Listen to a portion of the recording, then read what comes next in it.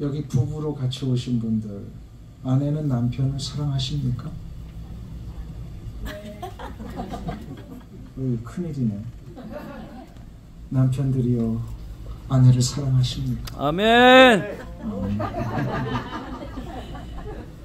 네. 자, 그러면 뭐 우리 부부가 같이 못 왔어도 우리 같은 교회 안에서는 영적인 가족이잖아요. 그럼 옆에 있는 성도님을 사랑하십니까? 아멘. 진짜요? 네. 근데 사랑하면 증거가 있어요. 증거가 있어요. 뭐냐면 내가 사랑하는 그 대상에 대하여 자꾸 관심을 갖게 됩니다. 여러분이 하나님 사랑하신다고 그랬어요. 그러면 하나님에 대한 사랑으로 증거가 뭐라고요? 하나님에 대한 관심이 있으십니까? 진짜로. 근데 왜 신앙생활을 우리가 이렇게 해왔죠? 하나님이 원하시는 관심에 자꾸 우리가 쏟았어야 되는데 그게 아니라 내가 원하는 거에 자꾸 맞춰달라고 할 때가 너무 많았어요. 고양이와 강아지의 차이가 뭔지 아세요? 고양이와 강아지. 예. 고양이는요, 주인에게 자꾸 자기에게 봐달라고 한대요. 속성을. 근데 강아지는요, 주인이 뭘 원하는지 거기 자꾸 관심을 갖는데요. 신앙도 고양이 같은 신앙이 있고, 예, 강아지 같은 신앙이 있습니다. 예. 우리가 관심을 어디에 쏟느냐. 이 관심을 쏟지 않고 내가 원하는 대로 살았던 백성들이 이스라엘 백성들이요, 얼마나 이것이 심각했는지 하나님께서는 저들을 다시금 관심을 쏟게 하시기 위하여서 한 선지자를 세우십니다. 그게 바로 느헤미야입니다.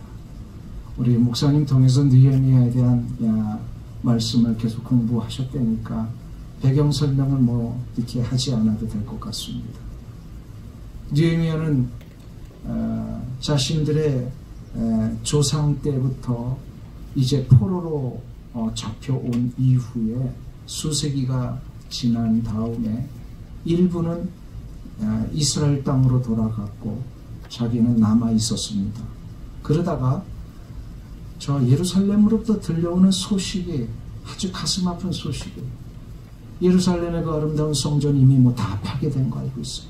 성문도 다 파괴되고 성벽도 다 무너졌다는 이 안타까운 소식을 자기 친척으로부터 듣고 나서 공인을 합니다. 그러다가 하나님 앞에 기도한 후에 왕에게 요청하죠. 내가 가서 예루살렘을 섬기고 싶습니다. 이때에 예루살렘으로 가서 느헤미야가 제일 먼저 시작한 것이 뭐라고요? 성벽 재건이었습니다. 이 느헤미야와 함께 이스라엘 백성들이 성벽을 재건한 것은 단순한 토목공사가 아닙니다.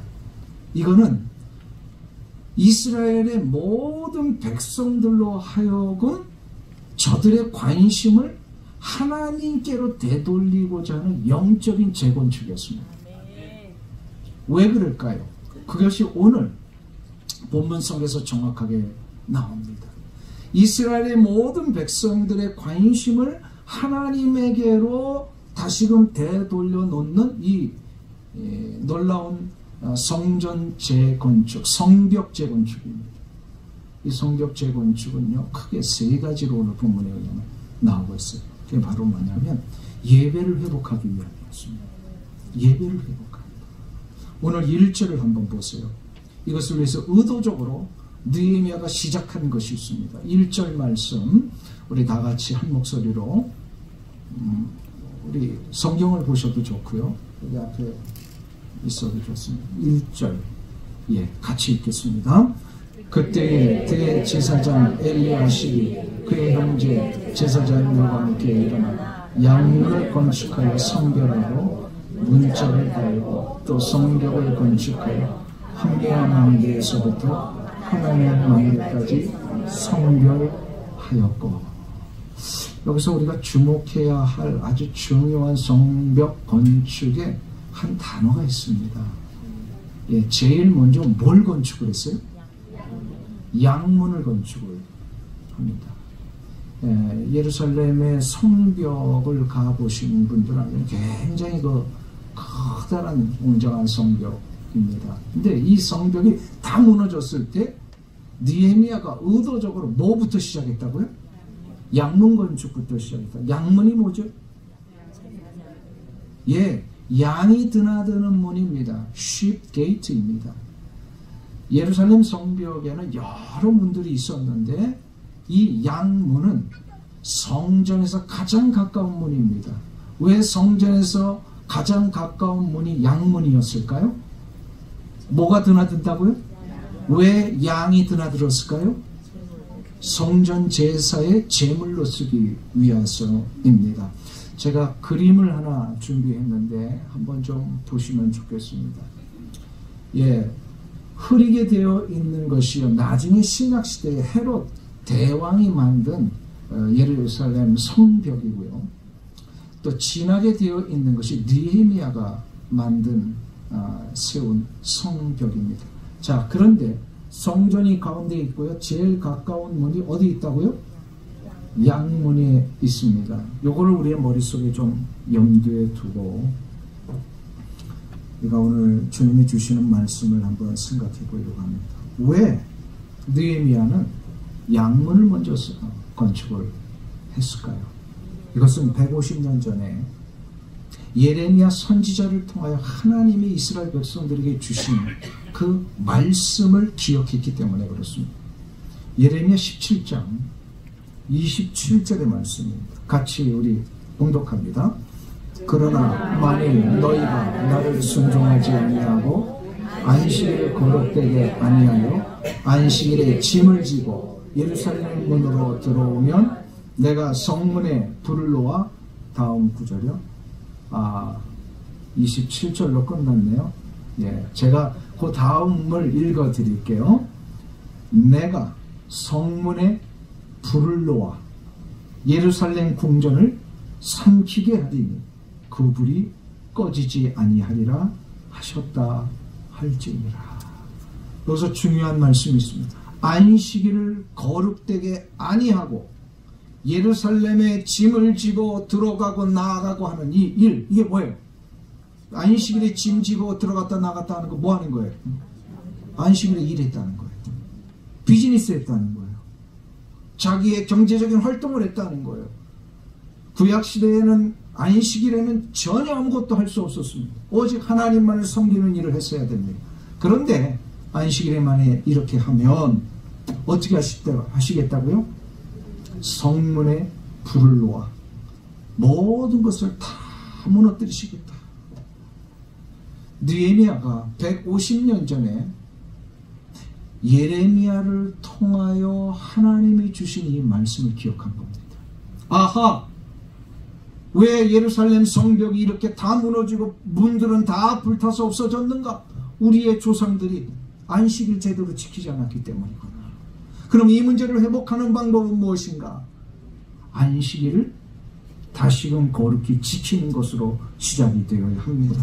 이 모든 것을 원래대로 되돌리기 위한 첫 삽, 바로 양문을 건축함으로 예배를 회복하여야 하려고. 예배 회복. 이사야 선지자는 분명히 우리 가운데 말씀을 했습니다. 이사야 43장 21절 유명한 말씀이죠. 같이 읽습니다. 이 백성은 내가 나를 위하여 지었나니 나를 찬송하게 하려 함이니라.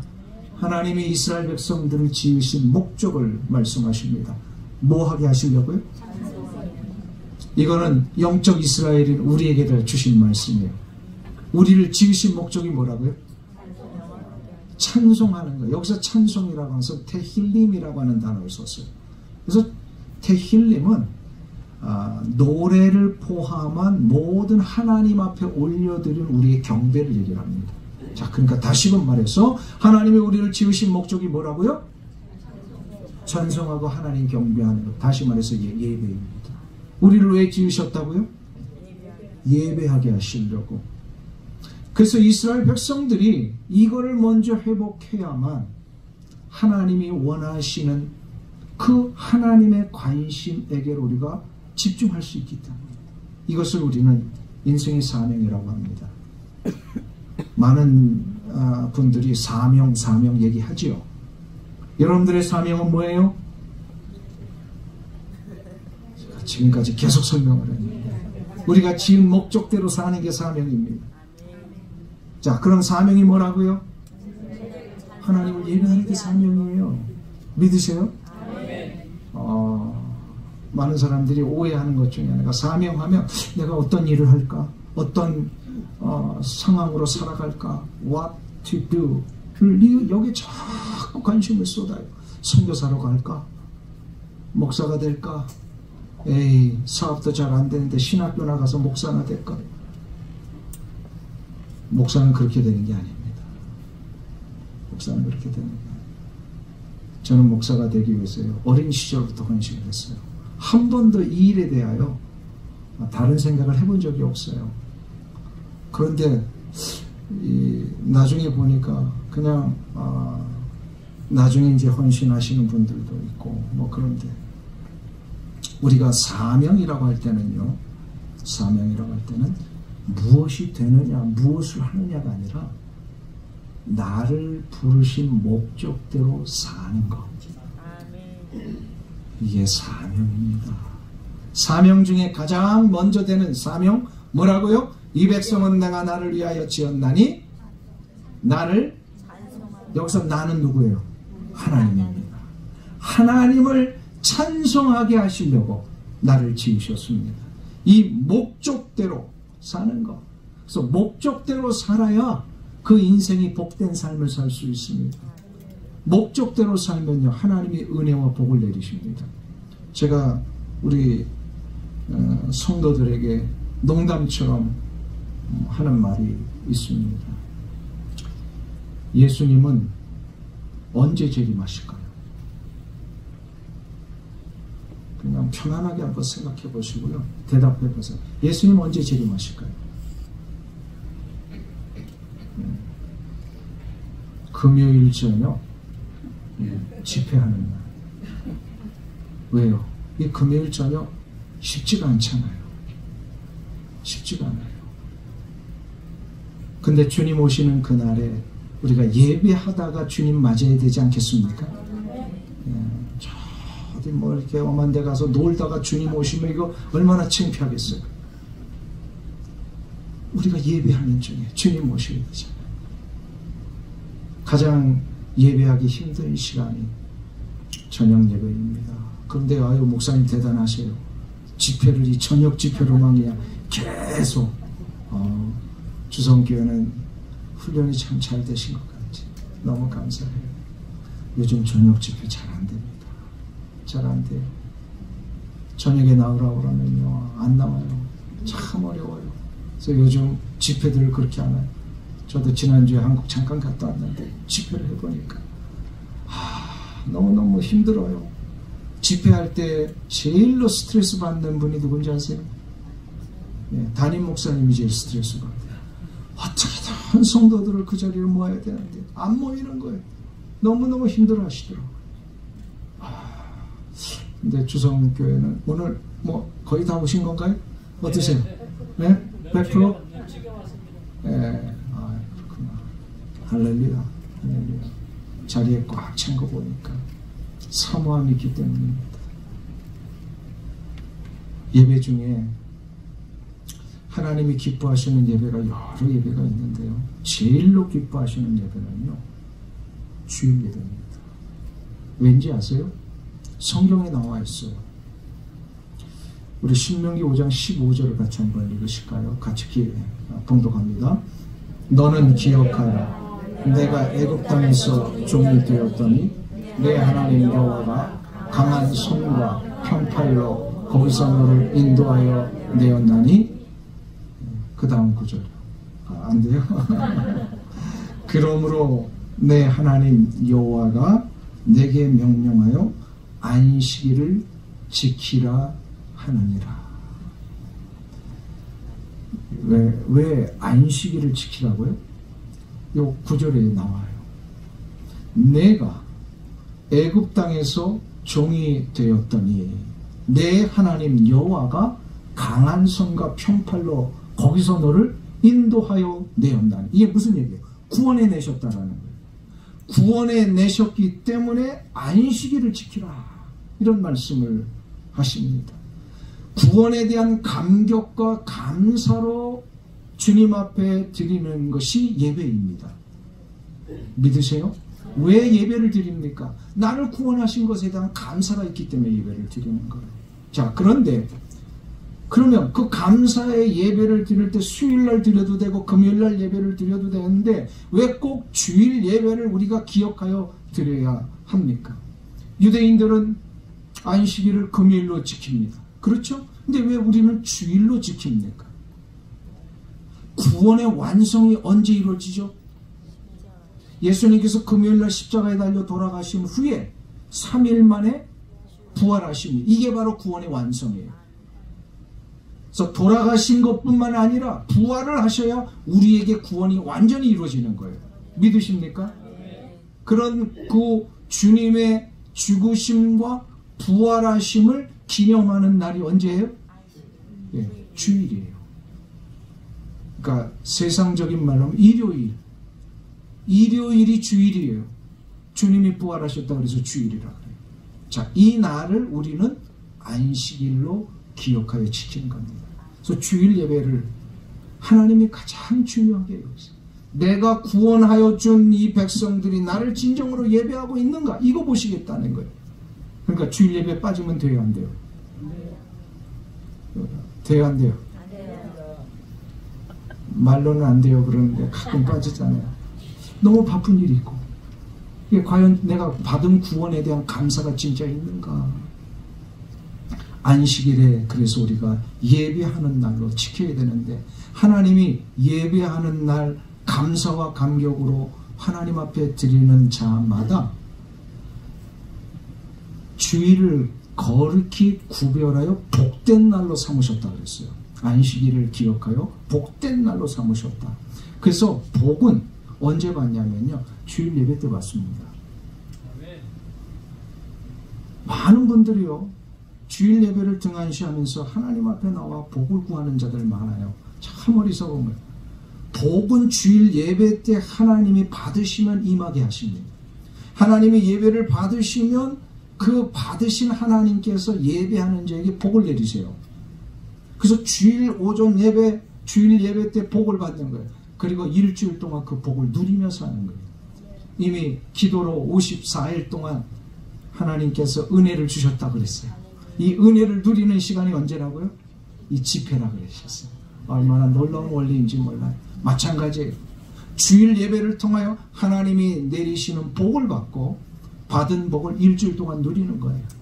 믿으십니까? 그러니까 주일 예배를 타협해서는 복을 받는다, 못 받는다? 못 받는다. 조금 대답을 좀 해주세요. 네, 대답을 좀 해주세요. 제가 예배에 대한 체험이 좀 있습니다. 지금부터 한 15년 전의 일인 것 같아요. 한참 중국 선교를 다닐 때입니다.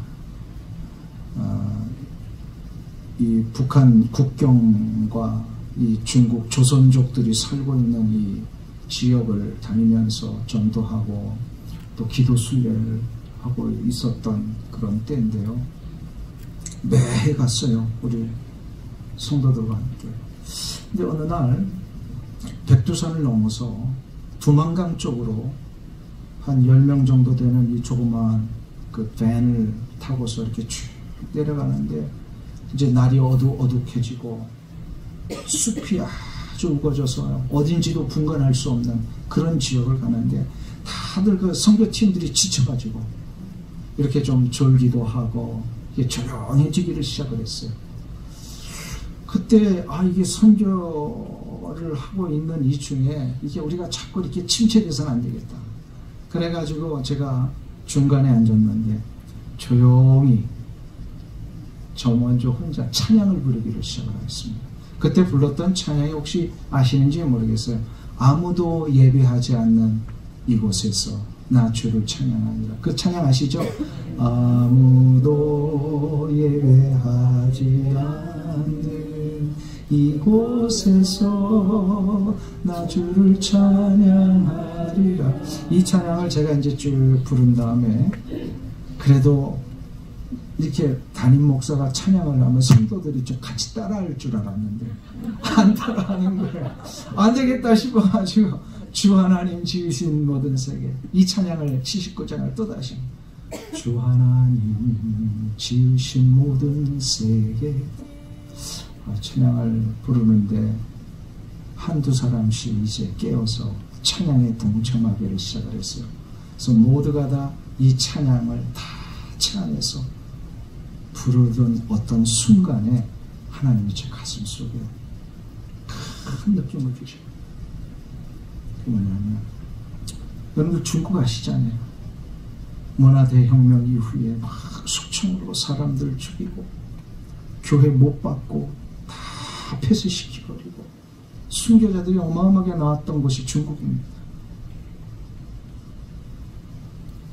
근데 그런 아무도 모르는 그 숲속을 지나오면서 우리가 찬양을 불렀을 때 하나님이 제 마음속에 내가 이 찬양을 듣기 위하여 얼마나 오랫동안 기다린 줄 아느냐, 이 마음을 주시는 거예요.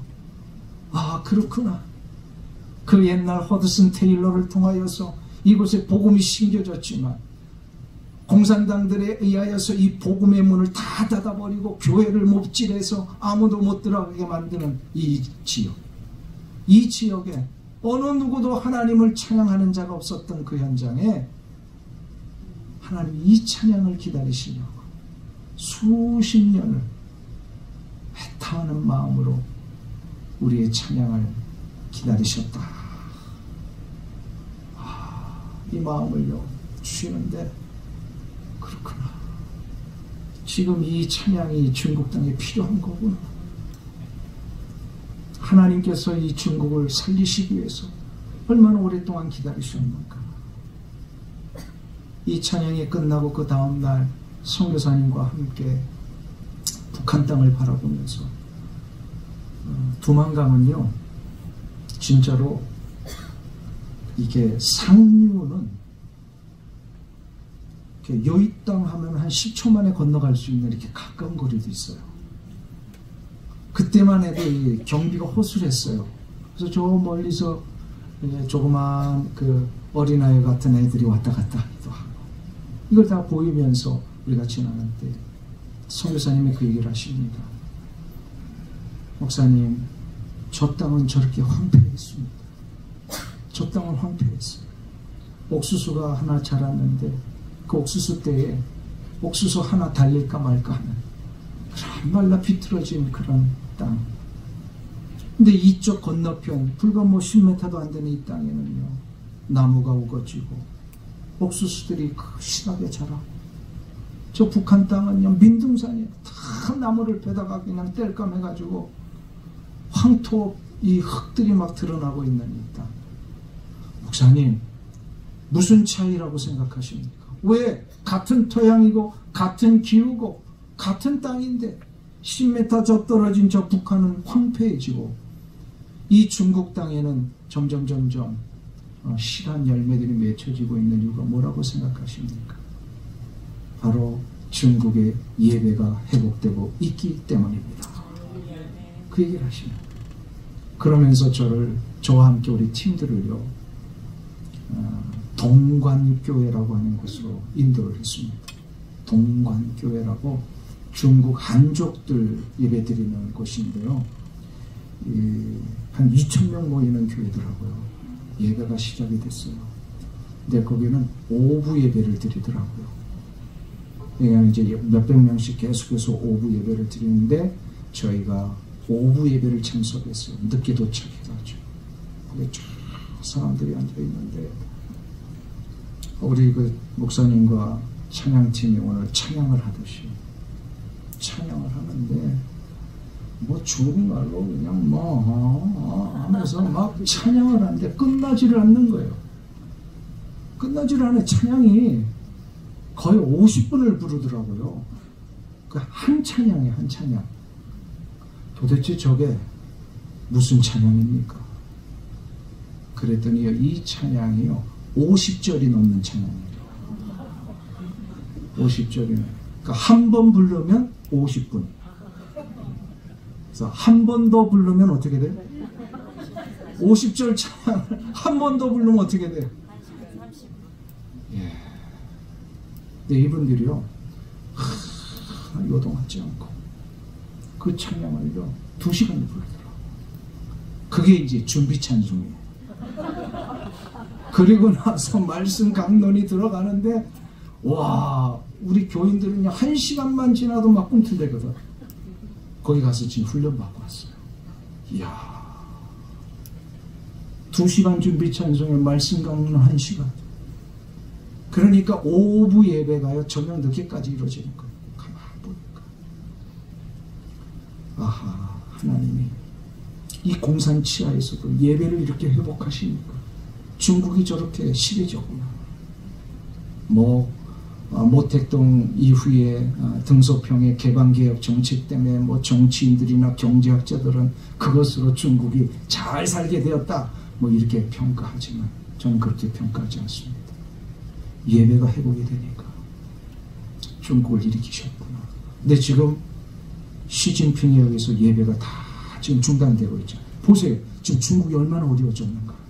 젊은이들이 지금 낭망해가지고요 쓰레기통 이렇게 막 누워있기도 하고 수 없는 실업자들이 나오고. 왜 그렇습니까? 지금 예배를 막기 때문에 그런 거예요. 예배를 드리는 목회자들 자꾸 감옥에 잡아들이고. 제가 그걸 보면서 자, 어리석은 자들 하나님이 복을 내리실 때 저걸 받아 누렸어야 됩니다. 예배를 중단을 하면 내리던 복이 중단이 됩니다. 근데 예배를 시작을 하면 새로운 하나님의 은총과 복이 시작이 됩니다. 느헤미야가 이거를 깨달은 거예요. 지금 우리에게 필요한 것은 화려한 어떤 경제적인 부흥이 아니고 강력한 군사적인 준비가 아니라 하나님 앞에 예배를 제대로 시작을 해야 되는 거예요. 언제 이스라엘 백성들이 강력한 군사력 가지고 나라를 일으킨 적이 있어요? 적군들이 쳐들어올 때 어마어마한 군사력 가지고 저들을 무찔린 적이 있어요? 아닙니다. 아니에요. 히스기야 때 한번 보세요. 어마어마한 10만 대군 이상의 시리아 대군이 쳐들어왔을 때 히스기야가 뭘 했어요? 하나님 앞에 기도한 후에 찬양대를 구성해가지고 찬양대를 앞세워서 나갔어요. 그때 10만 명이 넘는 그 수많은 시리아 군사들을 하나님이 다 제거하시잖아요. 예배가 인생의 모든 문제를 해결하는 가장 중요한 핵심입니다. 믿으세요?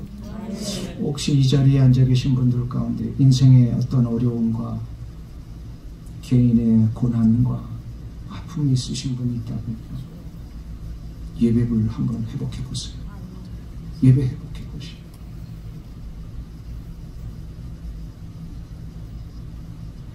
예배를 중단하는 자와 예배를 계속해서 하는 자, 하나님 누구를 기뻐하실까? 한번 생각해 보세요. 오늘은 예배 얘기가 너무 길어지는 것 같은데 제가 간증을 하나 할까요? 우리 교회 집사님 중에 한 분이 전화가 왔어요. 전화 와서 목사님, 저희 가게에 오셔서 예배 한번 드려주세요. 그래서 물론 갑니다. 근데 무슨 일 있으세요? 예, 한 달 후에 폐업합니다. 폐업 예배 드려달라는 거예요. 목사님, 개업 예배는 많이 가봤어도 내가 폐업 예배는 그때 처음이에요. 근데 이제 며칠 전에 부탁을 했기 때문에 그 며칠 동안 제가 마음을 못 잡겠어요. 아니, 폐업 예배 가가지고 무슨 설교를 하고 뭐 어떻게 예배를 드릴 수 있냐 이 말이에요. 하나님 도와주세요. 무슨 예배를 제가 폐업 예배를 인도하라고 하십니까? 그래도 가서 폐업 예배 해달라니까 해야죠.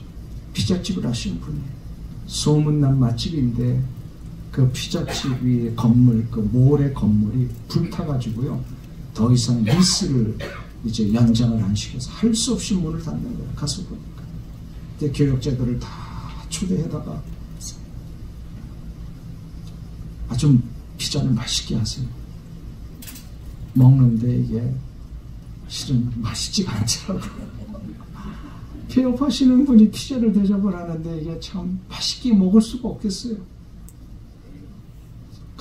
간절히 눈물로 기도해드리고 집사님, 하나님이 집사님의 예배를 받으신 줄로 믿습니다. 역사하실 거예요. 그러고 나서 돌아왔는데 한 일주일 있다가 이 집사님 전화가 왔어요. 목사님, 이제 폐업은 하게 되는데 어저께 한 손님이 찾아왔습니다. 그 손님이 우리 가게 폐업한다는 걸 얘기를 듣고 너무 안타까워서 찾아왔는데 알고 봤더니 이 손님이 어린 시절부터 그 피자집에서 피자 먹고 자란 청년이에요. 한 30 정도 된 청년. 완전 미국 사람인데 폐업한다니까 이게 너무너무 그냥 이 청년이 힘든 거예요. 그래서 이 집사님에게 얘기를 합니다. 제가 피자집을 다시 차릴 테니까 집사님이 주방장이 되어 주십시오. 이게 이 비즈니스를 하는 청년이에요. 보니까 이 청년이 하는데 조건이 뭐냐면요, 모든 레시피 있잖아요. 그걸 그대로 갖고 와서, 그리고 그 피자집은 돌로 이 굽는 피자집이었어요. 스테인리스 가스라는 게 아니라 이 돌까지 자기가 가져가겠다는 거예요. 그래서 자기가 피자집을 차리는데 피자집 차리기 전까지 월급을 드리겠습니다. 그러니까 딴 데 가지 마시고 우리 피자집으로 오십시오. 그러면서 조건을 딱 걸었어요. 그래서 이게 이런 조건이 어디 있어요? 시작 때까지 일을 안 해도 월급을 주겠다니까. 그래가지고 하나님께서 이 집사님의 축복을 해주시는데 자그마치 얼마를 기다린지 아세요? 5년을 기다렸어요. 별로 안 놀라시는데 생각을 해보세요. 아무것도 안 하고 그 피자집 오픈할 때까지 기다려주는 조건으로 월급을 계속 받은 거예요.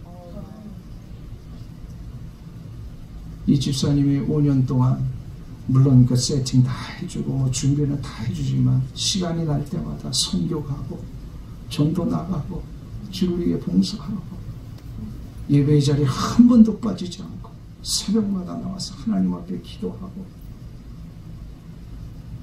제가 그 집사님 보면서 예배를 소중히 여기는 자 하나님이 책임지시는 겁니다. 좋을 때 예배의 자리를 지키는 것은 누구나 할 수 있어요. 힘들 때, 어려울 때, 절망할 때 예배를 제대로 하나님 앞에 드릴 수 있다면 하나님 그거 더 귀히 여기십니다. 물론 여러분들 폐업 예배다 드리라는 얘기는 아닙니다.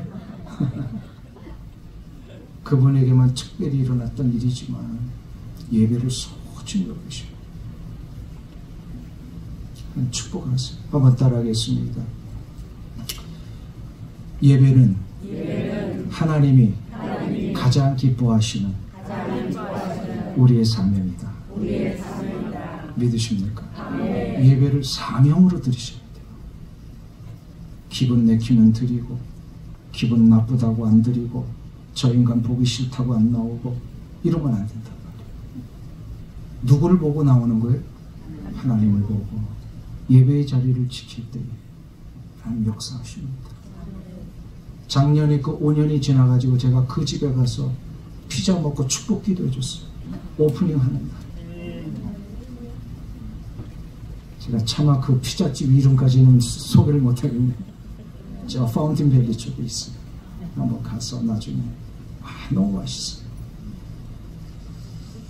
예배를 회복해야 합니다. 근데 두 번째, 오늘 느헤미야가 성벽 건축을 통하여서 2절에 보면 아주 놀라운 기록을 우리 가운데 전해주고 있습니다. 2절을 한번 보세요. 2절 말씀 같이 읽습니다. 그 다음은 여리고 사람들이 건축하였고 또 그 다음은 이므리 아들 삭굴이 건축하였고, 여기서 계속해서 그 다음은 누가 뭐 했고 그 다음은 뭐 했고, 이거를 이제 이 끝까지 계속해서 30회나 반복을 합니다. 2절 이후부터 30회. 느헤미야는 성벽을 42개 구역으로 나누고 이 성벽에 10개 문을 세우고요, 4개의 망대를 세우고, 이 세우는 일에 책임자들을 다 임명을 합니다. 75명의 그 가문의 대표들을 세운 거예요. 어떠한 가문도 빠지지 말고 이 모든 일에 다 동참하라. 한 사람도 빠짐없이. 그래서 능력에 따라 적재 적소에 다 배치를 시켜 버립니다. 예루살렘 성벽을 쌓으면서, 그래서 이스라엘 백성들이 동역이 무엇인지를 깨닫게 됐어요. 혼자서 하는 일이 아니에요. 느헤미야 혼자 할 수 있는 일이 아니에요. 성벽을 재건하고 인생의 아픔의 문제들을 회복시키고 교회를, 성전을 다시 한번 일으키는 일은요, 담임 목사님 혼자 하는 일이 아니에요. 또 장로님들만 하는 일이 아니에요. 모든 성도들이 같이 동역을 해야 이루어지는 거예요. 믿으십니까? 근데 한번 보세요. 이 성벽을 쌓는 일에, 벽도 쌓고 이 힘든 이 석공 일을 하는 일에 어느 누구도 전문가가 없었다는 겁니다. 석공이 있었던 게 아니에요. 제사장들이 동원이 되는데, 제사장들은 뭐 전문가죠? 뭐 전문가예요? 양 잡는 거 전문가예요. 물론 예배를 잘 드리지만 제사장들은 양을 잡아야 돼요. 양 잡는 건 전문가예요. 근데 그 거친 벽돌을 쌓고 돌을 깎아서 쌓는 거 전문가 아니에요. 그런데도 기꺼이 제사장들도 맡은 구역에서 일을 감당을 합니다. 또 금은 세공하는 사람들이 나중에 나와요. 금은 세공하는 사람들은 뭐 전문가예요? 조그마한 거 이렇게 자꾸 다듬고 이러는 거 전문가예요. 손이 섬세해야 돼요. 근데 벽돌 쌓는 건 거친 일이에요. 저들도 동참을 합니다. 지역의 유지들도 이제 나중에 나와요. 처음엔 동참 안 하다. 지역 유지들이 동참을 하는데, 지역의 유지들 뭐 전문가죠? 유지들은 뒷짐지고 시키는 거 전문가예요. 그런데 저들이요, 뒷짐지고 시키지 않고 자기들이 직접 나서서 이 일을 합니다.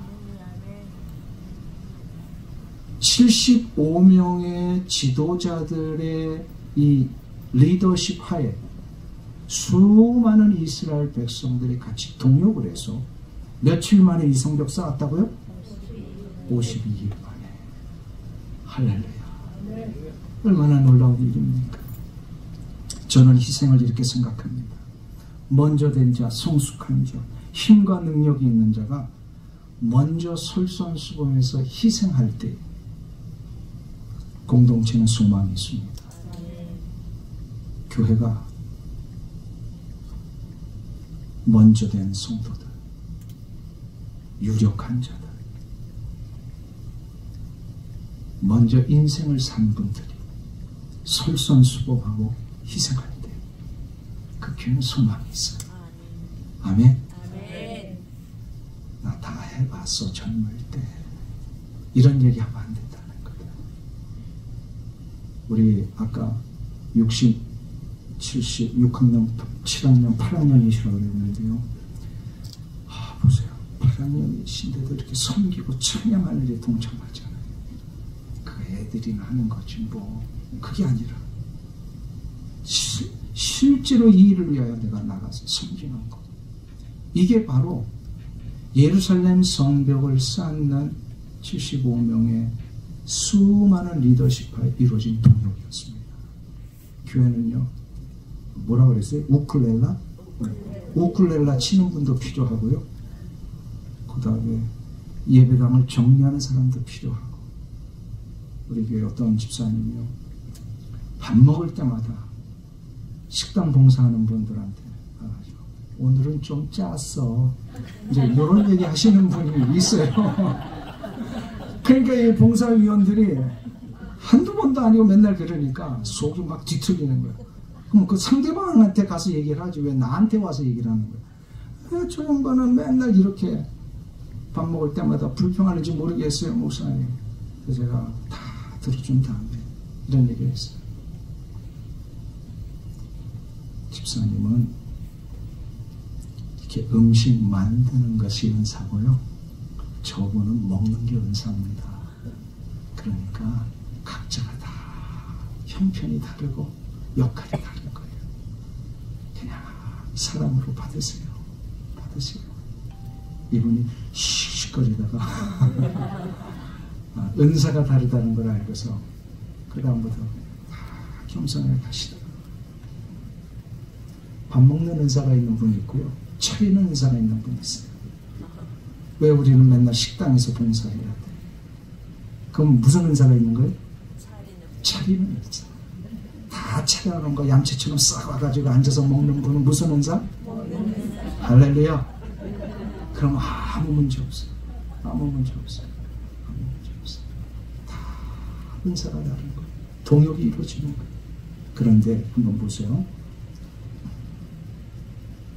이런 희생과 섬김과 봉사가 있으면 이 섬김을 받는 자들이 회복될 뿐만 아니라 섬기는 자에게도 하나님이 갚아주신다는 사실입니다. 사무엘상 2장에 보면 한나의 기도가 나옵니다. 한나 아시죠? 누구의 어머니예요? 사무엘의 어머니입니다. 그렇게 간절히 기도해서 하나님 앞에 이 사무엘을 주셨을 때 이 사무엘을 한나가 바치죠. 바쳤을 때 하나님이 한나에게 자식을 몇 명을 더 주세요? 5명을 더 주십니다. 왜 5명을 주셨을까요? 10명 아니고. 뭐 1명 바쳤으면 1명 주실 수도 있고 뭐 욥처럼 2배로 주실 수도 있고. 근데 왜 5명을 주셨을까요? 그것은 출애굽기의 약속 때문에 그렇습니다. 출애굽기의 약속에 의하면 하나님은 누군가에게 배상을 할 때 5배를 배상하라고 하셨어요. 근데 이걸 하나님도 그렇게 하십니다. 한나로부터 하나님의 역사를 이루시기 위하여 사무엘을 데려가셨어요. 그러자 그 한나에게 5배를 주신 거예요. 이때 성경은 뭐라고 기록하냐면 하나님이 한나를 기억하셨더라 이렇게 되어 있어요. 근데 여기서 기억하셨다라고 하는 것이 원어적으로 보면 하나님이 계산해 주셨다 그런 뜻이에요. 하나님은 정확하게 계산하시는 분입니다. 무슨 계산이요? 섬김과 헌신에 대해서 계산하시는 분이세요.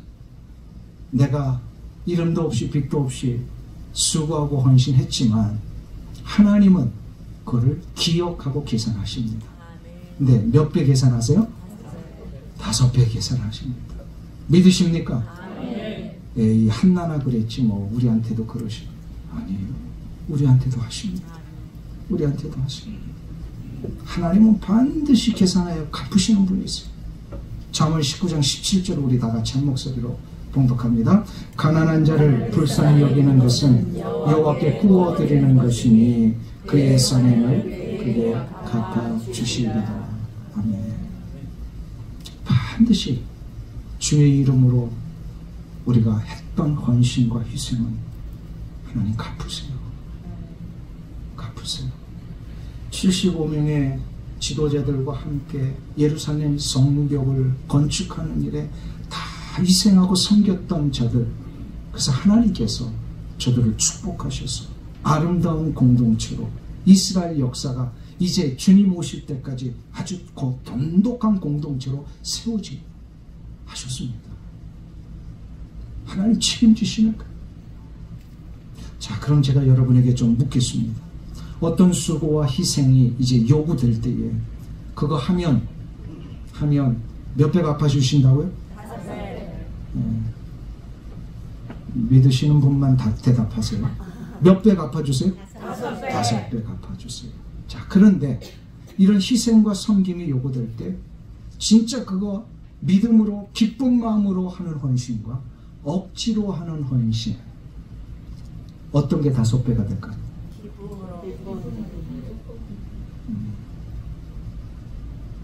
잘 생각해 보세요.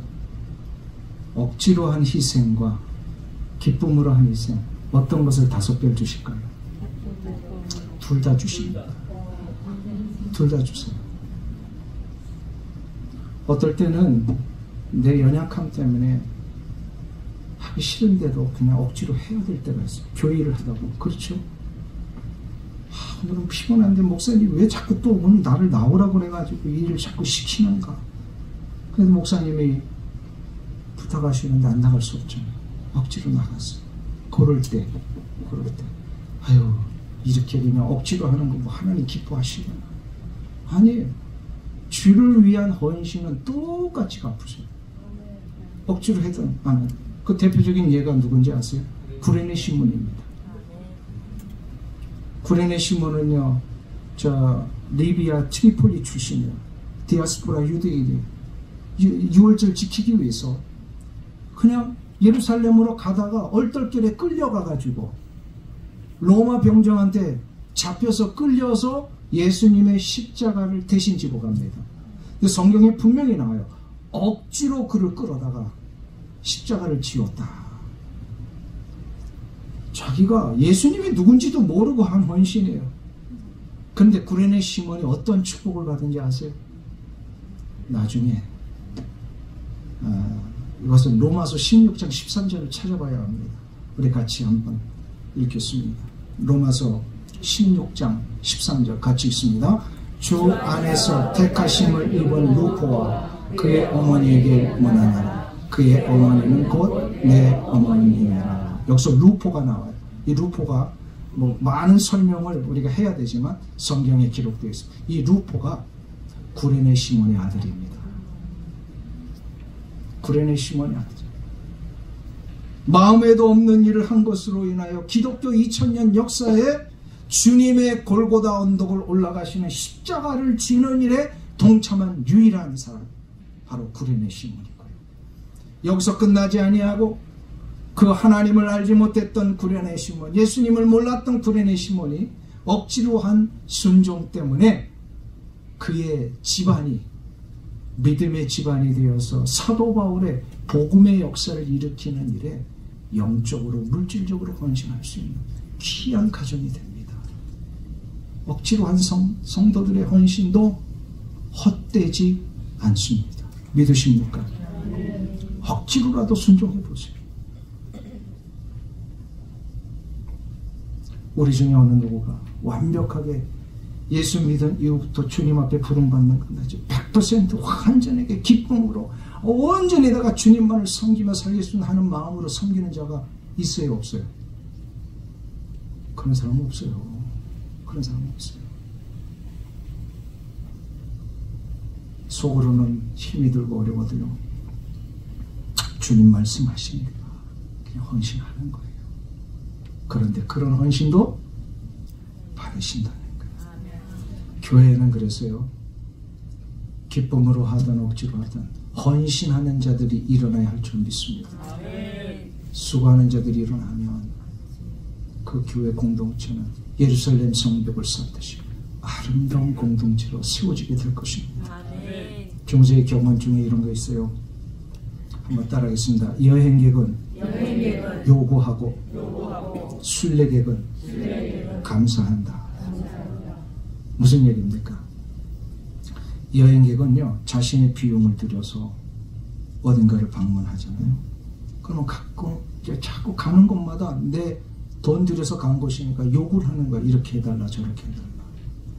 식당도 가도요, 내 돈 주고 먹으니까 이렇게 해달라, 저렇게 해달라 하잖아요. 이게 바로 여행객이에요. 근데 순례객은, 중세시대 때는 이 순례객이 많았습니다. 순례객은요, 가는 곳마다 주는 대로 먹습니다. 그리고 재워주는 것을 늘 감사히 여기며 투정하지 아니하고 그 잠자리에 듭니다. 대가를 요구하지 않는 게 순례객입니다. 자, 그러면 오늘 여러분에게 묻습니다. 주성교회 성도님 여러분들은 하나님 나라의 여행객입니까? 순례객입니까? 순례객입니다. 대답을 100% 다 하셔야 돼요. 여러분은 하나님 나라의 여행객입니까? 순례객입니까? 순례객입니다. 그러면 순례객은 어떻게 된다고요? 주는 대로 받는 겁니다. 요구하는 게 아닙니다. 요구하는 게 아니에요. 하나님이 원하시는 대로 그냥 순종하는 거예요. 크루즈 유람선을 타보셨습니까? 그 좋은 걸 아직도 저도 못 타봤습니다만 크루즈 유람선과 항공모함의 차이가 뭔지 아세요? 배의 크기는요 크루즈 유람선이나 항공모함이 비슷해요. 그런데 크루즈 유람선에는 선장이나 승무원보다 손님이 훨씬 더 많습니다. 손님이 많다는 것은 요구하는 사람들이 많다는 뜻입니다. 이 크루즈 유람선 가지고는요 결코 전쟁 치르지 못합니다. 그러나 항공모함은 단 한 사람도 요구하는 사람이 없습니다. 모두가 다 무엇인가를 해야 하는 선장과 승무원들 뿐입니다. 그래서 항공모함은 적과 싸울 수 있는 배입니다. 교회는 하나님의 나라를 향하여 나아가는 배와 같은 것입니다. 자, 그러면 또 묻습니다. 주성교회는 크루즈 유람선입니까? 항공모함입니까? 항공모함입니다. 진짜로요? 그거는 목사님이 대답을 하셔야 돼요. 요구하는 사람이 많습니까? 하고자 하는 대로 순종하는 사람이 많습니다. 우리 120% 항공모함이에요. 교회가 항공모함 같아야 사단 마귀를 대적할 수가 있어요. 마귀의 작전 중에 하나가 자꾸 말이 나오게 하는 거예요. 자꾸 불평 나오게 이렇게 해달라 저렇게 해달라 하는 게 마귀의 작전이에요. 그렇게 되면 우리는 뭐로 간다? 어디로 간다? 크루즈 유람선처럼 간다. 화려하고 팬시하고 이것 좀 이렇게 해달라 저렇게 해달라 하는 사람들이 많은 것이 절대로 영적 싸움을 싸울 수 없습니다. 마귀가 요거를 노리는 거예요. 한 사람 한 사람에게 자꾸 뭔가를 요구하게 만듭니다. 그러나 교회가 영적 전쟁을 치르기 위해서는 이거는요 바투쉽이 돼야 돼요. 구축함이 돼야 되고 전함이 되어야 합니다. 그래야 한마음 한뜻으로 싸워 나갈 수가 있습니다. 믿으십니까? 오직 선장은 누구예요?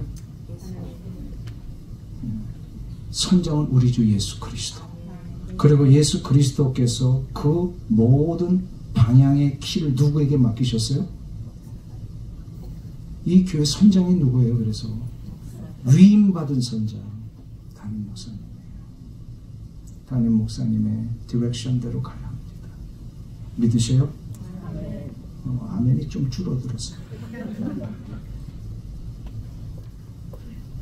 여기는 유람선이 아니에요. 유람선이 아니에요. 그래야 영적 전쟁에서 이길 수가 있습니다. 다시금 묻습니다. 여러분은 손님입니까? 군사입니까? 군사 맞아요? 그래야 예루살렘 성벽을 쌓을 수가 있습니다. 자꾸 뒷짐지고 이래라 저래라 하는 자가 있는 게 아니라 모두가 다 내 손을 벌려서 벽돌을 쌓아야 합니다. 아멘? 아멘. 마지막 하나만 더 살펴보고 마무리할게요.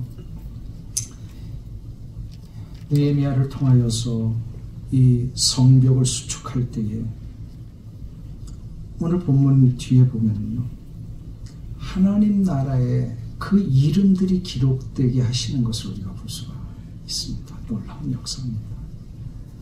성벽 재건을 하는 데에 75명의 이름을 구체적으로 오늘 본문에 저 뒤에 보면 다 기록하게 하셨어요. 이들은 하나님의 거룩한 일에 기꺼이 동참하는 자들입니다. 그 대표적인 이름이 바룩과 같은 사람. 왜 바룩을 소개할 때 힘써서 일을 했다. 힘을 써서 일을 했다. 대충 한 게 아니에요. 주님의 몸된 교회와 하나님의 나라의 확장을 위하여 일을 할 때는요 힘써서 해야 합니다. 대충 하는 게 아니에요. 우리 그리스도인들은 자신의 이름 내기 위해서 일하는 자가 아니라 주의 일을 하는 것은 바로 힘써서 주님의 영광이 드러나시기 위해서 일을 하는 거예요. 믿으십니까? 그래서 교회를 하다 보면요, 우리 손 목사님은 아마 다 여러분들 한 분 한 분을 기억하시리라고 믿어요.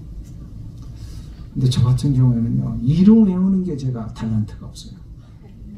이름을 잘 못 외워요. 참 그것도 왜 하나님이 이렇게 하셨는지 모르겠어요. 근데 가끔 그러다 보니까 좀 서운해하시는 분들이 있어요. 서운해하시는 분들이 있어요. 그럴 때마다 제가 다시 찾아가죠. 나는 몰라줘도 주님은 아십니다. 담임 목사가 몰라줘도요, 주님은 아십니다.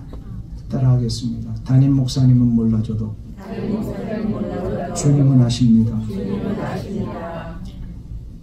이거 가르쳐 주려고요, 성벽 재건에 한 사람 한 사람의 이름을 다 기록하게 하시는 거예요. 신약의 성도들도 마찬가지. 사도 바울이 그의 서신서 끝에는 반드시 뭘 언급을 하죠? 자기와 동역했던 성도들의 이름을 다 기록을 합니다. 발음도 어려운 그 성도들의 이름이 2000년 동안 회자되고 있어요. 브리스길라와 아글라 같은 자, 이 사도 바울과 함께 동역하면서 이 장막 지으면서 사도 바울을 위하여 헌신했던 그 부부의 이름이 기록된 이유가 뭘까요? 주를 위해 헌신한 자 영원토록 하나님의 나라에 기록된다는 거예요. 믿으신 자주장사 루디아, 예, 어떤 여인이죠? 예, 옷감 장사입니다. 근데 그 옷감 장사도요, 자주색 장사이기 때문에 이거는 귀족이나 왕족들만 있는, 당시로서는요 굉장한 비즈니스를 크게 하는 여자분이에요. 이 자주장사 루디아가 결국 뭘 하죠? 자신의 경제력을 가지고 남은 이익금을 사도 바울의 복음 전파를 위해 씁니다. 그래서 결국 사도 바울이 유럽 복음화를 이루는데 자주장사 루디아의 공헌이 컸어요. 이 여인이 빌립보에서 만난 첫 헌신자잖아요. 빌립보가 바로 유럽 복음의 첫 관문입니다. 그 여인을 하나님 사용하신 거예요. 초대교회 장로 가이와 같은 사람이 있어요. 이번에는요, 집이 컸던 것 같아요. 자기 집을 오픈했어요. 거기서 예배를 드리게 했어요. 로마의 귀족 빌레몬은 어떤 사람이요? 예, 노예를 해방시킨 사람입니다. 여자 집사가 있어요. 베베라고 하는 사람. 들어보셨죠? 어떤 일을 했어요? 사도 바울의 이 놀라운 서신서를 들고 그 위험한 상황을 전달했던 여인입니다. 왜 이렇게 수많은 사람들을 신약 성경에는 기록하게 하셨을까요? 하나님의 나라와 교회를 위해 힘쓴 자는 반드시 하나님께서 그 이름을 기억하신다는 것. 믿으세요? 네. 이 세상에 사는 동안에 남는 것은 주를 위해 사용한 것만 남습니다. 믿으세요? 예, 우리 교회 성도님 한 분이 큰 돈이 있었어요. 그러니까 여분의 돈이에요. 그걸 딱 반 50%를 주식을 투자하는 데 썼어요. 근데 또 신앙인이니까 거기만 쓸 수 없어요. 그래서 딱 반 50%를 여기 GP 선교회로 가시죠. 애나임 쪽에 있는 GP 선교 사무실이 있어요. 거기에 그 선교관 건물을 구입하는 일에 이 50%를 헌금하셔요. 잘했어요, 못했어요? 굉장한 신앙인이죠. 야, 그래도 그렇게 큰 돈을, 큰 돈이에요. 10만 불, 50%가 10만 불이니까 그 돈을 헌신을 하셨어요. 그런데 그렇게 이제 자기를 위해서도 반을 쓰고 하나님의 나라를 위해서도 반을 썼는데 주식 투자했는데요, 갑자기 주식이 폭락했어요. 그래서 이 주식이 휴지 조각이 되어버렸어요. 아마 그 뭐죠? 그 전에 그 금융위기 있었잖아요. 그때 아마 그러셨던 것 같아요. 그러면서 이분이 공식 석상에 나와서 간증을 하십니다. 하나님의 나라를 위하여 쓴 것만 남는 거군요. 그 얘기를 하시더라고요. 인간적인 생각으로 투자를 했던 것은 남지 않더라. 물론 남을 수도 있지만 결국 우리가 하나님 나라에 들어갔을 때 우리의 받는 상급은 무엇으로 이루어집니까? 주를 위해 헌신한 겁니다. 다 이름이 기록된다. 다 기록이 됩니다. 제가 한 가지 말씀만 하고 마칠게요. 우리 저쪽 그 가든그로브 끝에 가면 아주 아름다운 예배당을 건축했던 유명한 수정교회 아시죠? 수정교회. 그 수정교회가 지금은 캐톨릭으로 팔렸지만 수정교회 그 수영관이 따로 있습니다. 그 저 밑으로 내려가면 수정교회 수영관 아주 있는데 제가 그 우리 교단에서는 커피 브레이크 컨퍼런스가 있어서 강의하기 위해서 내려갔다가 밤중에 몰랐는데 새벽에 이렇게 보니까 이렇게 숙소에서 강의실까지 올라가는 길에 바닥에 이렇게 마른 목걸로 벽돌이 다 박혀 있는 거예요. 다 박혀 있는데 거기에 보니까 이름들이 다 새겨져 있어요. 이름이 뭐 왜 이 이름이 있습니까 물어보니까 이게 바로 이 수양관을 건축하고 교회 그 건물을 건축하는 일에 헌신하고 헌금했던 분들의 이름이라는 거예요. 야, 대단하다. 이렇게 많은 분들이 헌신을 했구나. 그런데 그 수양관이 팔렸어요. 그 교회가 뱅크럽시 된 거 아시죠? 수정교회가 뱅크럽시 돼가지고 이게 일반 사람들한테도 넘어갈 위기가 왔는데 다행히 이제 캐톨릭이 그걸 샀지만 그러니까 이 교인들이 다 뿔뿔이 흩어져 버렸어요. 자, 그러면 제가 이제부터 핵심이에요. 그때 그렇게 헌신하고 헌금했던 자들의 물질의 헌신은 완전히 산산조각 난 거잖아요. 그래야 안 그래요? 그 건물이 그냥 아무 의미 없이 피땀을 흘려 지금 헌신한 건데 없어져 버렸잖아요. 그런데 중요한 것이 있어요. 비록 눈에 보이는 건물은 없어졌어도 그들의 헌신과 수고와 희생은 하나님 나라에 기록되어 있다는 거예요. 헛되지 않습니다. 많은 사람들이 그때 헌금했던 분들 다 헛되게 헌금했다 이렇게 비아냥거리는 사람도 있었어요. 헛되지 않습니다. 다 하나님 나라에 기록되고 있어요. 그러니까 이 바닥에 마른 목걸로 벽돌에 새기는 게 뭐가 중요합니까? 아무 의미 없어요. 우리는 하나님의 나라를 위하여 우리의 이름이 기록된 것을 바라보며 그래서 건물이 중요한 게 아니에요. 우리의 헌신을 하나님의 나라를 위해서 했느냐 이게 중요한 것입니다. 사랑하는 성도님 여러분, 천상병 시인의 그 표현이 있죠. 소풍 왔다가 하나님 앞에 돌아가는 그날에 뭐라고 인사한다고요? 가서 아름다웠다라고 말하리라. 하나님 소풍 갔다 잘 돌아왔습니다. 소풍 가서는요 아무리 좋아도 집 소용없어요. 내 본향에 있는 집이 중요합니다. 믿으십니까? 아멘. 우리의 본향에 집이 있습니까? 아멘. 여러분의 본향에 집이 있습니까? 아멘. 진짜로요? 아멘. 그 집을 바라보고 사는 겁니다. 여행 가가지고 호텔에 아무리 있어도 며칠 있으면 아주 지루해요. 진짜 편안한 집은 어디에? 내가 돌아와서 내 집에 있어야 돼. 우리 이 땅의 모든 삶은 소풍입니다. 소풍 끝나는 날 가서 아름다웠다라고 말하리라. 이 귀한 고백이 오늘 주성교회에 있는 모든 성도님들에게 일어나시길 주 이름으로 축원합니다.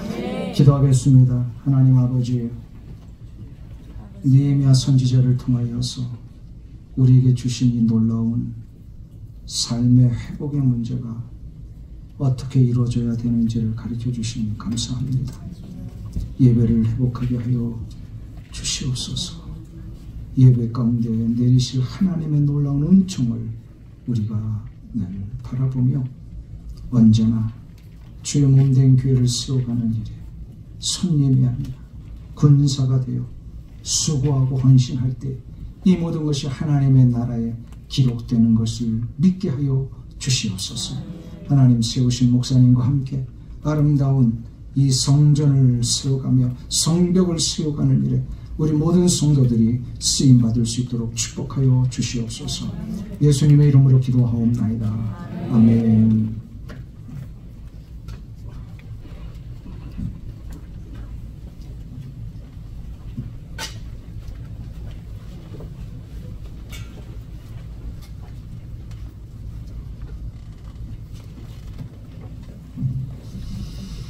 귀한 말씀 진심으로 감사를 드립니다. 이 시간에 귀한 찬양 올려드리면서 귀한 예물 올려드리겠습니다. 우리 교회와 같이 건물을 썼던 우리 좋은 소식 교회 팀들이 나오셔서 이렇게 귀한 찬양 하나님 앞에 올려드리겠습니다. 하나님께 영광의 박수 올려드리겠습니다.